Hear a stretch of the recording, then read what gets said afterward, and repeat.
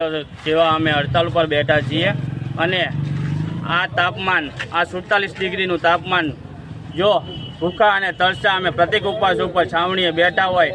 અને ખુલ્લામાં બેઠા હોય, જ્યારે આ નગરપાલિકાના એક પણ અધિકારી હજી સુધી અમારી ખબર પૂછવા પણ નથી આવ્યા, ત્યારે આજે અમારા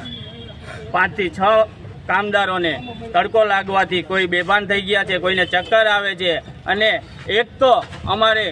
એવા કામદાર છે કે જેને ડાયાલિસિસ કરવાનું હોય, જેની તબિયત ખરાબ હોય, એ પણ અમારી સાથે આંદોલનમાં જોડાયેલા છે અને એની આજે વધારે પડતી તબિયત ખરાબ થતાં આજે એ લોકોને અમે હોસ્પિટલે લાવ્યા છીએ। કેટલા મહિલા અને કેટલા પુરુષની તબિયત લથડી? એક પુરુષ અને 4 મહિલા અચાનક જ એમની તબિયત ખરાબ થઈ હોવાથી અત્યારે મામલતદાર આવ્યો તો મામલતદારે શું કીધું? મામલતદાર સાહેબે અત્યારે અમને આશ્વાસન આપ્યું છે અને અમે અહીંની નગરપાલિકાના ચીફ ઓફિસરને તેમજ